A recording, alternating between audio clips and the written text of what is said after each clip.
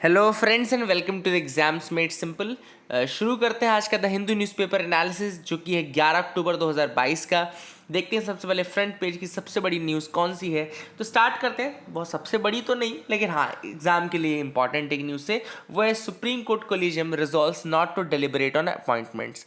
ठीक है, तो चीफ जस्टिस यू ललित, आपको पता है कि हमारे 49 चीफ जस्टिस ऑफ इंडिया है और अब 50th चीफ जस्टिस की शुरुआत होने वाली है, जो कि हो सकता है जस्टिस डी वाई चंद्रचूड़ बने 50th chief justice of India. ठीक है ना। उससे पहले हम कोलिजियम सिस्टम की बात कर लेते हैं। कोलिजियम सिस्टम वो सिस्टम है जो कि appointment of and transfer of जजेस दोनों के लिए, अपॉइंटमेंट एंड ट्रांसफ़र दोनों के लिए होता है। और ये आपको पता होना चाहिए कि इसके 3 इंपॉर्टेंट केसेस हैं जो कि मैं आपको बताना चाहता हूँ इस न्यूज़ में कैसे इवॉल्व हुआ आपका कोलिजियम सिस्टम। तो उसके लिए 3 इंपॉर्टेंट केसेस हैं। पहला केस है जिसको हम बोलते हैं द फर्स्ट जजेस केस। फर्स्ट जजेस केस है 1981 का। ठीक है ना, फर्स्ट जजेस केस है 1981 का। और इस समय जब जो डिक्लेरेशन किया था चीफ जस्टिस, मतलब उस समय जो सुप्रीम कोर्ट का जजमेंट था फर्स्ट जजेस केस में, उसमें ये कहा गया कि एग्जीक्यूटिव जो है वो प्राइमरी होता है फॉर द अपॉइंटमेंट। ठीक है ना, एग्जीक्यूटिव जो होता है वो प्राइमरी होता है फॉर द अपॉइंटमेंट, मतलब कि उस समय जो सारे अपॉइंटमेंट थे वो प्रेसिडेंट और एग्जीक्यूटिव के माध्यम से किए जाते थे। और जो आपका चीफ जस्टिस होता है वो केवल कंसल्टेटिव रोल प्ले करता है। ठीक है ना। तो फर्स्ट जजेस केस का निर्णय ये निकला 1981 में कि एग्जीक्यूटिव वैसे अपॉइंटमेंट के लिए मेन बॉडी एग्जीक्यूटिव है और आपका जो सुप्रीम कोर्ट का चीफ जस्टिस है वो एक कंसल्टेटिव रोल रखता है। सेकेंड जो इंपॉर्टेंट केस है वो आया सेकेंड जजेस केस। सेकेंड जजेस केस का आपका आया, सेकेंड जजेस केस आया 1993 में और इसमें सुप्रीम कोर्ट ने इंट्रोड्यूस किया था कोलिजियम सिस्टम। तो सेकेंड जजेस केस 1993 और यहाँ पे सुप्रीम कोर्ट ने कोलिजियम सिस्टम इंट्रोड्यूस किया और कहा कि अब ये कंसल्टेशन का मतलब होगा कॉन्करेंस। याद रखेगा, उन्होंने सेकंड जजेस केस में कह दिया था कि कंसल्टेशन का मतलब होता है कॉन्करेंस। कॉन्करेंस मतलब कि जब तक supreme chief justice of India किसी चीज़ के लिए एग्री नहीं करेगा तब तक वो चीज़ नहीं हो सकती, मतलब कि कॉन्करेंस होनी चाहिए। चीफ जस्टिस ऑफ इंडिया का से बहुत इंपॉर्टेंट है, ये सेकंड जजेस केस में डिसाइड किया गया। और एक कोलिजियम बनाएगा जिसमें 1+2 बोला उस समय। सेकंड जजेस केस में 1+2 मतलब कि chief justice and 2 senior most जजेस की बात की गई। ठीक है ना। लेकिन थर्ड जजेस केस 1998 का है। थर्ड जजेस केस 1998 के थर्ड जजेस केस में इन्होंने बोला कि अब जो कोलिजियम है उसको एक्सपैंड किया जाएगा और कोलिजियम एक 5 मेंबर बॉडी बनाई जाएगी जिसमें सीजेआई और 4 सीनियर मोस्ट जजेस रहेंगे। ठीक है ना। तो that is how it is then. And अभी की जो प्रोसेस है उसको हम टर्म कौन सा लेते हैं, एनजेएसी। आपको पता है कि 99th अमेंडमेंट आया था, एनजैक नेशनल जुडिशियल अपॉइंटमेंट कमीशन, उसको सुप्रीम कोर्ट ने नल एंड वॉइड कर दिया। उसके बाद जो प्रोसेस आई थी उसको बोलते हैं memorandum of procedure. Memorandum of procedure ये आपको पता होगा कि लॉ मिनिस्ट्री रहती है, उसको पहले नाम सजेस्ट करते हैं, लॉ मिनिस्ट्री नाम मंगाती है, फिर अपने रिकन्सिडरेशन के लिए या तो भेज सकते हैं लॉ मिनिस्ट्री वाले या उसको एक्सेप्ट करना पड़ता है। मतलब अभी बात वही कि से फाइनल सुप्रीम कोर्ट के चीफ जस्टिस और कोलिजियम का ही है, लेकिन बस थोड़ा सा इन्वॉल्व कर लिया गया है मेमोरेंडम ऑफ प्रोसीजर के अंतर्गत उसको। ठीक है ना, लॉ मिनिस्ट्री को और इन सब चीज़ों को। ठीक है, तो I hope you will remember all these fact. This is the first news item.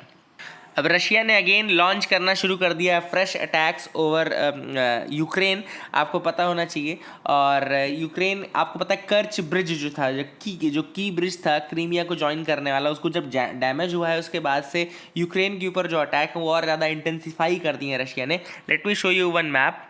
Reason थोड़ा ध्यान में रखना, जैसे अभी जहाँ 4 जगहों पे वो भी हुआ था ना, अभी आपका you must be understanding that कि अभी वहाँ पे रेफरेंडम किया गया था 4 जगहों पे। तो रशिया, ये वाला रशिया का पार्ट है, कीव ये है यूक्रेन की कैपिटल, और ये लुहांस्क, दोनेस्क, ज़ेपोरिज़िया और खेरसन, ये 4 पार्ट थे यहाँ पे। याद रखिएगा, लुहांस्क, दोनेस्क, ज़ेपोरिज़िया और खेरसन। और क्रीमिया आपका यहाँ पर है, ये क्रीमिया ये है, और इधर साइड एक वाटर बॉडी है सी ऑफ अजोव, और ये है आपका ब्लैक सी। ठीक है ना। तो याद रखिएगा यहाँ पे सी ऑफ अजोव है और ये आपका ब्लैक सी है। क्रीमिया में एक जगह है जिसको हम बोलते हैं सेवास्टोपोल, जो वहाँ का पोर्ट है सेवास्टोपोल, जो कि वहाँ पे पोर्ट के रूप में यूज़ होता है। तो ये मैप थोड़ा याद रखिएगा, लुहांस्क, दोनेत्स्क, ज़ेपोरिज़िया, खेरसन, ये एक तो ये ऑर्डर याद रखेगा। नॉर्थ से, ये आपका नॉर्थ से साउथ का तो नहीं लेकिन ईस्ट से वेस्ट का ऑर्डर याद रखेगा। यहाँ पे ये है आपका वेस्ट टू ईस्ट ऑर्डर, ये आपका ईस्ट टू वेस्ट ऑर्डर है।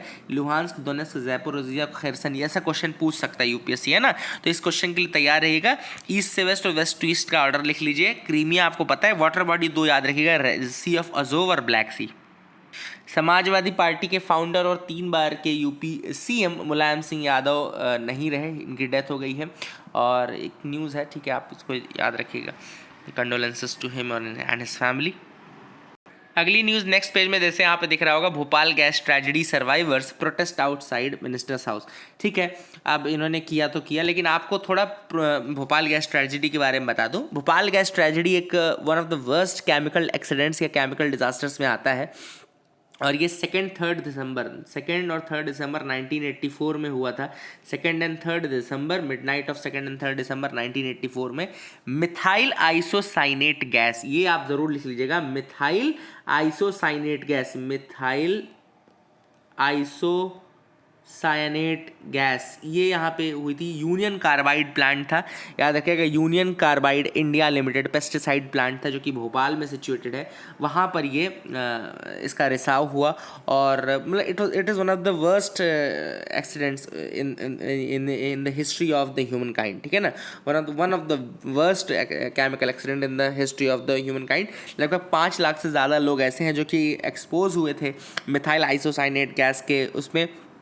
कई लोगों ने अपनी जानें दे दी, कई आज तक इम्पैक्ट देखने को मिलेगा आपको भोपाल में। जब आप आएंगे तो आपको यू विल सी दैट कि आज भी कई फैमिलीज ऐसी हैं जो कि still they are facing this thing, है ना।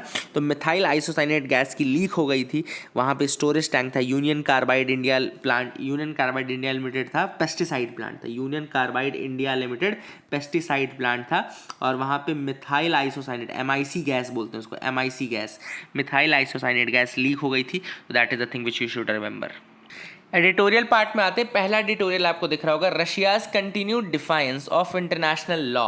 अब यहाँ पर जो ऑथर ने बात की है, सबसे पहले बताया किस तरीके से रशिया ने जो अटैक किया यूक्रेन के ऊपर, और अभी भी कंटिन्यूसली इलीगल उसका एनेक्सेशन भी कर रहा है और अटैक भी करते जा रहा है। ये किस तरीके से यूनाइटेड नेशन जनरल असेंबली के रेजोल्यूशंस और रेगुलेशंस के अगेंस्ट है, ठीक है ना। ऑथर ने बोला कि देखिए अभी रिसेंटली UNGA ने रेजोल्यूशन पास किया था रशिया के अगेंस्ट। हालांकि UNGA के रेजोल्यूशंस बाइंडिंग नहीं है, UNGA के रेजोल्यूशंस बाइंडिंग नहीं है। तो पहले तो आप अपनी कॉपी में एक नोट लिख लीजिए बगल में कि UNGA के रेजोल्यूशंस बाइंडिंग नहीं होते हैं। दूसरी चीज़ आप लिख लीजिएगा, लेकिन decisions of international court of justice तो बाइंडिंग होते हैं, है ना। Decisions of international court of justice binding होते हैं, फिर भी इंटरनेशनल कोर्ट ऑफ जस्टिस के कहने के बावजूद रशिया ने न केवल वहाँ पे एनेक्सेशन चालू रखा है यूक्रेन में, बल्कि वहाँ पे अटैक भी चालू रखा है, ठीक है ना। यूक्रेन वहाँ पे वॉर तो लड़ ही रहा है, साथ ही साथ डिप्लोमेटिक चैनल्स भी यूज़ कर रहा है, जैसे कि इंटरनेशनल कोर्ट ऑफ जस्टिस हो गया, इंटरनेशनल क्रिमिनल कोर्ट हो गया, European court of human rights हो गया। इन सब जगह पर जा के वो रशिया के अगेंस्ट गुहार लगा रहा है और कोशिश कर रहा है कि किसी तरीके से रशिया का जो स्टेप है उसको रोका जा सके, ठीक है ना। अब ऑथर ने कहा कि रशिया ने न केवल अटैक किया बल्कि वहाँ पे रीजन्स को ऑक्यूपाई भी कर लिया। 4 रीजन्स थे, जैसे कि डोनेट्स्क, लुहांस्क, जयपुर, रिजिया और खेरसन, जो 4 रीजन्स है जहाँ पे उसने जो कि यूक्रेन का इंटीग्रल पार्ट थे उसको उन्होंने रशिया ने अपने अंतर्गत ले लिया है, ठीक है ना। अब ऑथर ने कहा ये जो काम है ना, ये जो सो कॉल्ड रेफरेंडम है, ये भी अपने आप में एक मतलब वायलेशन ही है बहुत सारी ट्रीटीज़ का, बहुत सारे कन्वेंशंस का। मैं बताऊंगा। हालांकि जो व्लादिमीर पुतिन है, यानी कि जो मिस्टर पुतिन है, प्रेसिडेंट है रशिया के, वो बार बार UN चार्टर का नाम लेते हैं अपने आप को जस्टिफाई करने के लिए। वो कहते हैं कि हमने जो रेफरेंडम किया है, यूक्रेन को जो इन्वेड किया है, वो आर्टिकल 51 UN चार्टर का आर्टिकल 51 हमने फॉलो किया है। आर्टिकल 51 बोलता है राइट टू सेल्फ डिफेंस, मतलब कि रशिया कह रहा है कि हमने सेल्फ डिफेंस में अटैक किया है। आर्टिकल 51 UN चार्टर का इन्वोक करके बोलता है, ठीक है ना। दूसरी चीज़, जो इलीगल ऑक्यूपेशन है अभी 4 रीजन्स में रशिया का, उसको जस्टिफाई करने के लिए जो प्रेसिडेंट है व्लादिमीर पुतिन, वो आर्टिकल 1 को UN चार्टर के आर्टिकल 1 को क्लेम करते हैं। उनका कहना है कि आर्टिकल 1 जो है UN चार्टर का, वो राइट टू सेल्फ डिटर्मिनेशन देता है लोगों को, और ये 4 रीजन्स के लोग चाहते हैं ऐसा कि वो यूक्रेन को छोड़ करके रशिया में आ जाएं। तो ऑब्वियस सी बात है, उनको सेल्फ डिटर्मिनेशन का हक है, और वो रीजन सेल्फ डिटर्मिनेशन के द्वारा ही रेफरेंडम हुआ है वहाँ पे, ठीक है ना। तो ये आर्टिकल 1 को जिक्र करते हैं, ठीक है ना। लेकिन ऑथर का ये कहना है कि आर्टिकल 1 जब भी पढ़ा जाता है तो आर्टिकल 2 के साथ पढ़ा जाता है, और आर्टिकल 2 UN चार्टर का कहता है the principle of non intervention, मतलब कि 7 कोर प्रिंसिपल्स हैं यूएन के, 7 कोर प्रिंसिपल्स आर देयर, और उनमें से एक प्रिंसिपल कोर यही है कि प्रिंसिपल ऑफ नॉन इंटरवेंशन, मतलब इस तरीके से कोई बॉडी इंटरवीन नहीं कर सकती किसी दूसरे कंट्री के प्राइवेट मैटर में, है ना। नहीं तो ऐसे तो कोई भी इंटरवीन करने लगे, है ना। तो ये काफ़ी इंपॉर्टेंट है और ये काफ़ी ज़रूरी है। ऑथर ने कहा है कि आप जब भी इसको पढ़ें तो आर्टिकल 7 को आर्टिकल 2 के साथ इसको पढ़ें, ठीक है ना।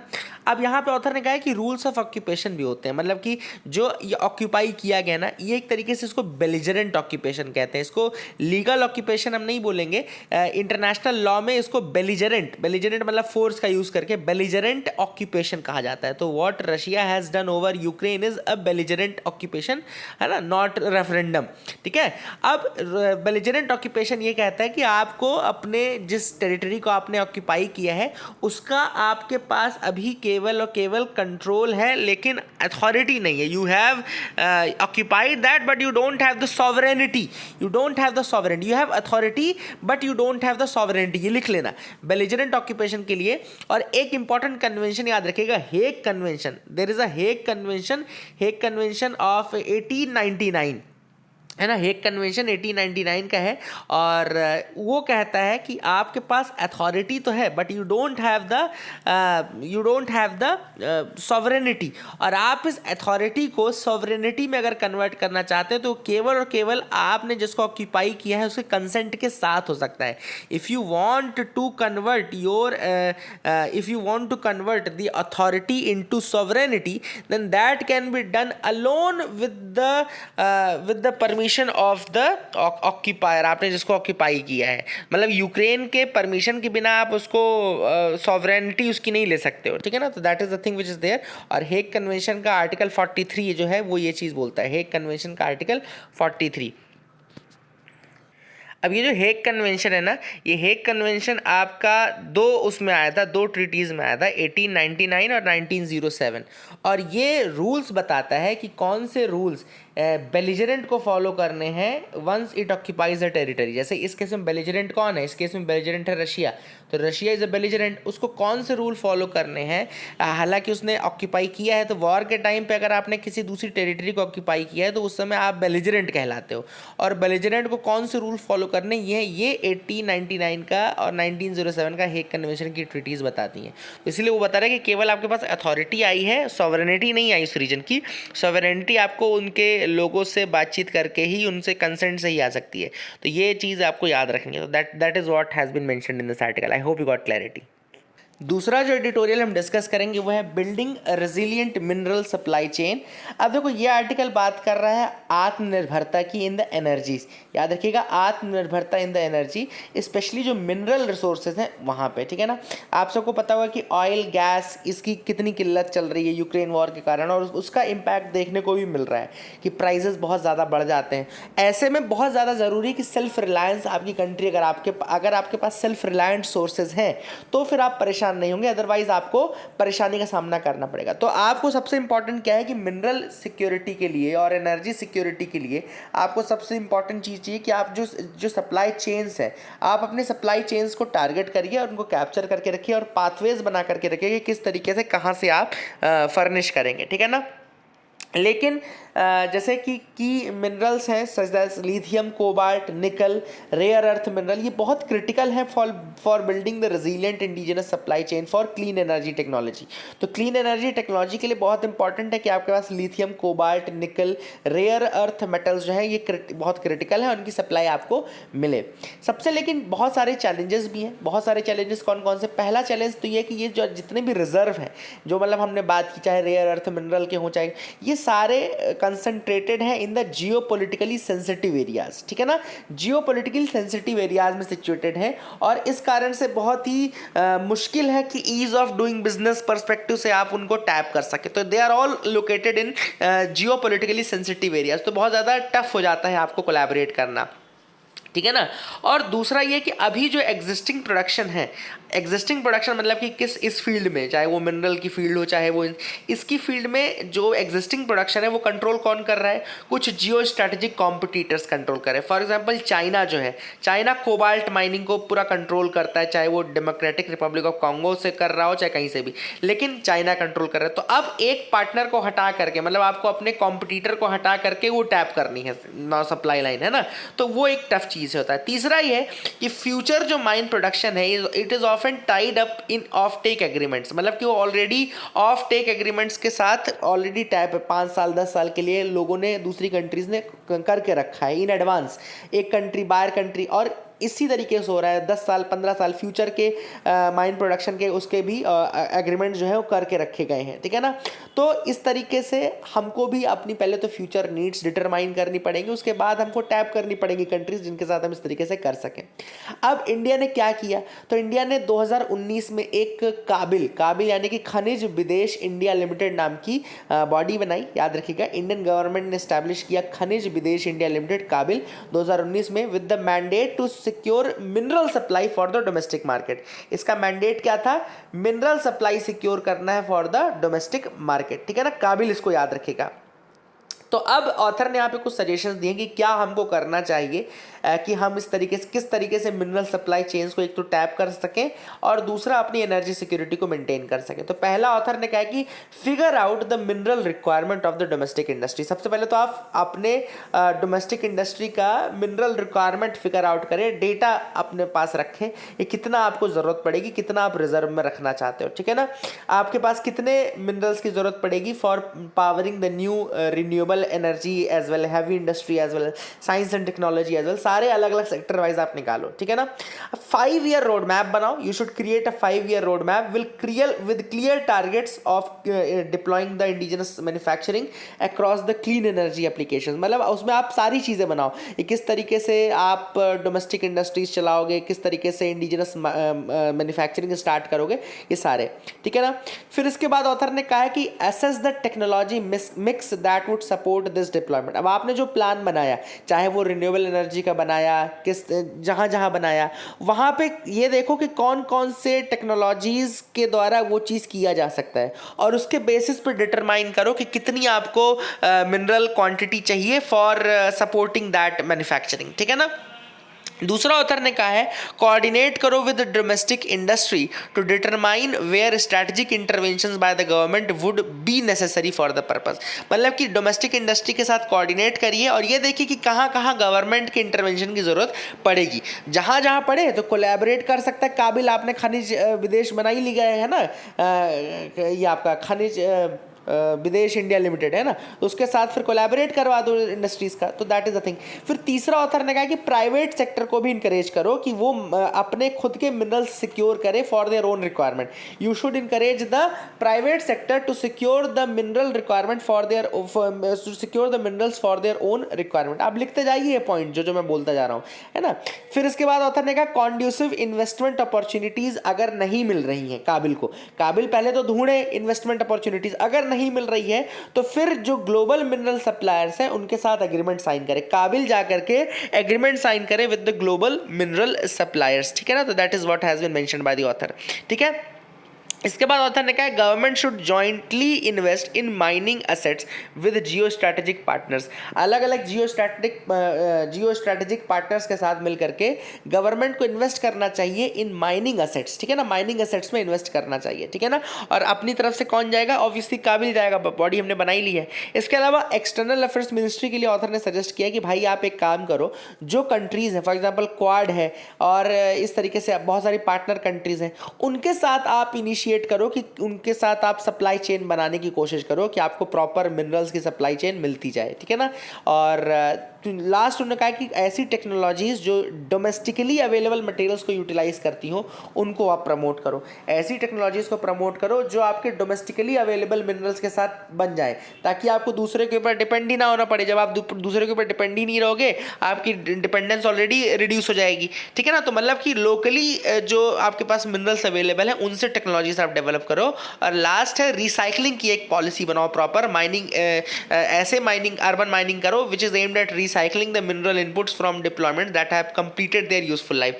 मतलब जहाँ जहाँ मिनरल्स ने अपनी यूजफुल लाइफ कंप्लीट कर ली है वहाँ से उसको रिसाइकल करने की कोशिश करो। अब यहाँ पे आर्टिकल तीसरा जो है वो है Indian prisons are stretched to their limits. तो अगर मैं आपको डेटा बता दूं को केवल तो डेटा देखो ये है कि आज इंडिया में जो मेजर प्रॉब्लम है, सबसे बड़ी जो प्रॉब्लम है वो ओवर क्राउडिंग की समस्या है। ओवर क्राउडिंग की समस्या मतलब क्या है कि जितने प्रिजन्स, देखो जब ये प्रिजन बनता है ना, उस प्रिजन की एक ऑफिशियल मतलब वो होती है कि इसकी ऑफिशियल कितने लोग इसमें रह सकते हैं ना। जैसे एक जो बैरक होती है उसमें 20 लोग रखने का प्रावधान रहता है। मान लो 10 बैरक है तो वहाँ पे 200 लोग रह सकते हैं। लेकिन मैं आज आपको अगर हालत बताऊंगा तो अगर 10 बैरक हैं तो कम से कम वहां पे 500 लोग रह रहे होंगे। मतलब अगर आप ऑक्यूपेंसी देखें तो ऑक्यूपेंसी इतनी ज़्यादा है कि लगभग 200% के आसपास, 100 से 150 से 200% के आसपास ओवर क्राउडेड है prisons. For example Madhya Pradesh का अगर मैं डेटा आपको दूं तो केवल 29,000 की कैपेसिटी है। मध्य प्रदेश के प्रिजन्स की कैपेसिटी केवल 29,000 है। बट अगर मैं normal present day Madhya Pradesh में बताऊं तो 49,000 to 50,000 बंदी हैं जो कि प्रेजेंस में अंदर है। ठीक है ना। तो ये क्या दिखाता है, ये समस्या बताता है ओवर क्राउडिंग की। और आप अब देखो 29,000 से सीधे 49,000 तो मतलब 1.5% के आसपास, 1.6% के आसपास आपको दिखेगा कि यहाँ पे कितना ज़्यादा ओवर क्राउडिंग है। ठीक है ना। तो 1.5% मतलब 150% तो 1.5 टाइम्स मतलब 150% तो मध्य प्रदेश में है। इसी तरीके से आप देखेंगे उत्तर प्रदेश और दिल्ली में 180%, 200% के आसपास ऑक्यूपेंसी वहां पे है। तो पहले तो ओवर क्राउडिंग की समस्या। दूसरी समस्या है कि हमारे प्रिजन्स में जो मैक्सिमम लोग हैं वो यूटी प्रिजनर्स हैं। मतलब कि यूटी प्रिजनर्स का रेशियो 70 to 80% बंदी जो है वो अंडर ट्रायल्स है। मतलब जिनके ऊपर अभी तक जुर्म साबित नहीं हुआ है, दे आर अंडर ट्रायल्स, है ना। Only 20% are convicted, 70 to 80% are under trials. ठीक है ना। That is the thing. And the third problem is the prisons are under staffed, है ना। Over crowded and under staffed है। ठीक है ना। तो that is another challenge which is there, which is going on. ठीक है ना। अब ऐसे में क्या करना चाहिए, वही सारी चीज़ें कि इससे हेल्थ हाइजीन के ऊपर इंपैक्ट पड़ता है, ऑब्वियसली मैनेजमेंट के ऊपर इंपैक्ट पड़ता है। अगर इस तरीके की प्रॉब्लम तो मैनेजमेंट सही से नहीं होगा, एडमिनिस्ट्रेशन सही नहीं होगा और हेल्थ इश्यूज आएंगे, है ना। हेल्थ हाइजीन के इश्यूज आएंगे, साइकोलॉजिकल डिप्रेशन एंड ऑल, ये सारी चीज़ें जो हैं वो शुरू हो जाती हैं because of all these issues. तो ये काफ़ी इंपॉर्टेंट इश्यूज है जिनको जल्द से जल्द मतलब सही करना ज़रूरी है। अब जो ग्राउंड रिपोर्ट में आर्टिकल आया है वो है किस तरीके से जो हमारा थर्ड टियर है यानी कि लोकल गवर्नमेंट है वो आज भी इनफेक्टिव है, वो आज भी हैमस्ट्रंग है, वो आज भी इनफेक्टिव है। और क्या किया जाए कि उसको हम सही कर लें। तो सबसे पहले ऑथर ने बात की कि 73rd और 74th कॉन्स्टिट्यूशनल अमेंडमेंट एक्ट जब आए थे तो इसने डिवोल्यूशन की बात की थी, डिसेंट्रलाइजेशन की बात की थी। तो सबसे पहले तो डिवोल्यूशन की मैं आपको डेफिनेशन बताऊं। डिवोल्यूशन का मतलब डेलीगेशन नहीं होता। मतलब ऐसा नहीं होता कि आपके पास 4 काम है तो आपने एक काम डेलीगेट कर दिया, क्योंकि जब आप डेलीगेट करते हो तो आप उसको ना अथॉरिटी देते हो ना आप उसको मतलब एक तरीके से केवल आपने उसको रिस्पॉन्सिबिलिटी दे देते हो। डिवोल्यूशन का मतलब होता है प्रिसाइसली आपने गवर्नमेंट को डिफाइन किया है और वहां पे असाइन किया है बाय लॉ। आपने बाय लॉ किसी थर्ड पार्टी, किसी थर्ड गवर्नमेंट को आपने which is backed by adequate transfer of financial grants as well. मतलब ना केवल आप उसको वहां पे केवल काम देते हो बल्कि उसको उसका इंडिपेंडेंट फाइनेंसेस भी प्रोवाइड करते हो। लेकिन ये सारी चीजें होने के बाद भी मेयरली डेलीगेशन बन के रह चुका है आपका जो लोकल गवर्नमेंट है इंडिया में। ठीक है ना। It has not been up to the mark. Constitution ने मैंडेट किया है कि हर 5 साल में चुनाव होने चाहिए, बट स्ट्रक्चरल डिफेक्ट के अलावा ये भी एक डिफेक्ट है कि अभी कॉन्स्टिट्यूशनल के द्वारा कहे गए चीज को भी कई स्टेट्स फॉलो नहीं कर रहे हैं। चाहे गुजरात हो, चाहे वो तमिलनाडु है, कहीं कहीं आप देखेंगे 2-2 साल से इलेक्शन पेंडिंग है, हुए ही नहीं है। ये सारे एक तरीके से कॉन्स्टिट्यूशनल ब्रेकडाउन है ना। अब ऑथर ने कहा है बहुत सारे इश्यूज हैं, जैसे कि सबसे पहले अगर हम देखें the volume of money which is set to them is inadequate. जितना पैसा दिया जाता है लोकल गवर्नमेंट को वो इनएडिक्वेट होता है। दूसरा, इनएडिक्वेट होने के साथ साथ वो काफ़ी इनफ्लेक्सिबल भी होता है। मतलब कि वहाँ पे गवर्नमेंट्स कई सारी कंडीशंस देती हैं थर्ड गवर्नमेंट को, तभी जाकर के वो फाइनेंसेस को यूज़ कर सकते हैं। तो वो भी अपने आप में प्रॉब्लमेटिक है। इसके अलावा लोकल गवर्नमेंट के पास खुद का कोई सोर्स नहीं है मनी का। मतलब वो टैक्सेस कलेक्ट करने की पावर नहीं रखते हैं, उनको दिया भी नहीं गया है, कई स्टेट्स ने पावर नहीं दिया है। तो जब तक आप उनको इंडिपेंडेंट पावर नहीं दोगे तो रिस्पॉन्सिबिलिटी और मतलब अकाउंटेबिलिटी कैसे आएगी। ठीक है ना। तो these problems are there. Other than this elections नहीं हो रहे हैं, ऑब्वियस सी बात है, लोकल गवर्नमेंट के इलेक्शंस ही नहीं कराते हैं कोई लोग टाइम टू टाइम, तो इलेक्शंस नहीं होंगे टाइम टू टाइम तो फिर कोई मतलब भी नहीं है, ठीक है ना। तमिलनाडु का एग्जाम्पल दिया ऑथर ने कि 2 साल से इलेक्शन नहीं हुए हैं। ऑथर ने कहा इसको सुधारने के लिए क्या किया जा सकता है, तो क्या किया जा सकता है, सबसे पहले तो ग्राम सभा और वार्ड कमिटीज को रिवाइटलाइज करो। ग्राम सभा के जो मेंबर्स हैं, जो कि ऑब्वियसली आपको पता है कि वोटर्स का एसोसिएशन है, जो लोग वोटिंग करते हैं 18 साल से ऊपर, वही लोग ग्राम सभा के मेंबर बनते हैं। आप उनके ग्रुप्स बनाओ, सोशल मीडिया ग्रुप्स बनाओ, प्लेटफॉर्म बनाओ, उनके साथ कोलैबोरेट करो, बातचीत करो, उनको बताओ उनके पावर्स, उनके रिस्पॉन्सिबिलिटीज, सारी चीज़ें उनको बताओ, ठीक है ना। दूसरा ऑथर ने कहा कि लोकल गवर्नमेंट जो है उसको आप स्ट्रक्चर इस तरीके से बनाएं कि उनको आप प्रॉपर कॉस्ट दें, प्रॉपर पैसा दें उनको, ताकि वो एडमिनिस्ट्रेटिव कॉस्ट को बियर कर सके। और ये चीज़ एक बार हो जाए तो लोकल गवर्नमेंट को आप अकाउंटेबल अगर ठहराना चाहते हो तो उनको आप टैक्सेशन कलेक्ट करने का, यानी कि प्रॉपर्टी टैक्स कलेक्ट करने का एटलीस्ट ये आप उनको पावर दो, क्योंकि जब वो टैक्स कलेक्ट करने लगेंगे तो लोग उनसे फिर सवाल पूछने लगेंगे। अभी देखो लोगों को भी कोई फर्क नहीं पड़ रहा, क्योंकि वो उनको पैसा तो दे नहीं रहे, तो उनको नहीं फर्क पड़ता कि थर्ड पार्टी से हम, थर्ड टीयर ऑफ गवर्नमेंट से हम कुछ पूछे, ठीक है कर रहे हैं जो कर रहे हैं। लेकिन once we will start giving money to them, once we will start giving taxes to them, then we will definitely ask the question. So that is the big thing. आगे देखिए एससीओ की बात आई है, शंघाई कॉरपोरेशन ऑर्गेनाइजेशन की। 2022 का summit याद रखिएगा Samarkand Uzbekistan में हुआ था, है ना। और यहाँ पे आपको ये पता है ईरान को इंक्लूड कर लिया गया है now in the membership also. तो ईरान को मतलब बात हो गई है फाइनली, जब इंडिया में समिट होगा उस समय इसको फाइनल ओके कर लिया जाएगा। तो अब कुल मिलाकर के 9 मेंबर्स हो गए हैं शंघाई कॉरपोरेशन ऑर्गेनाइजेशन के। एससीओ बना कब था, तो बना था 2001 में, और इस समय 5 कंट्रीज थी जिसने उसको बनाया था। मतलब उज्बेकिस्तान को आप हटा दीजिए, बाकी कंट्रीज मतलब उज्बेकिस्तान, चाइना और इंडिया को हटा दीजिए, तो जो बची Uzbekistan, China, Uzbekistan, India, Pakistan और ईरान को हटा दीजिए, तो बाकी के जो 5 मेंबर्स हैं, मतलब टोटल 9 मेंबर्स हैं ना, तो बाकी के जो 5 मेंबर्स हैं living India, Pakistan, Uzbekistan and Iran, ये जो बाकी के 5 मेंबर हैं, 5 मेंबर कौन कौन से, चाइना, किर्गिस्तान, कजाकिस्तान, रशिया और तजिकिस्तान, ये जो 5 कंट्रीज थी ये शंघाई 5 कहलाते हैं। तो याद रखिएगा ये शंघाई 5 कौन कौन से होंगे, कजाकिस्तान, किर्गिस्तान, रशिया, चाइना और तजिकिस्तान। फिर 2 मेंबर, फिर उसके बाद उज्बेकिस्तान मेंबर बना, उज्बेकिस्तान 6वां मेंबर था, ठीक है ना। उसके बाद इंडिया पाकिस्तान बना, 7वां और 8वां मेंबर था, और उसके बाद फिर आपका ईरान बन रहा है मेंबर, ठीक है ना। 3 ऑब्जर्वर स्टेट्स हैं जिनमें अफगानिस्तान, बेलारूस और मंगोलिया आता है। 3 ऑब्जर्वर हैं कौन कौन से, अफगानिस्तान, बेलारूस और मंगोलिया, और 6 डायलॉग पार्टनर्स हैं, Armenia, Azerbaijan, Cambodia, Nepal, Sri Lanka और टर्की, ठीक है ना।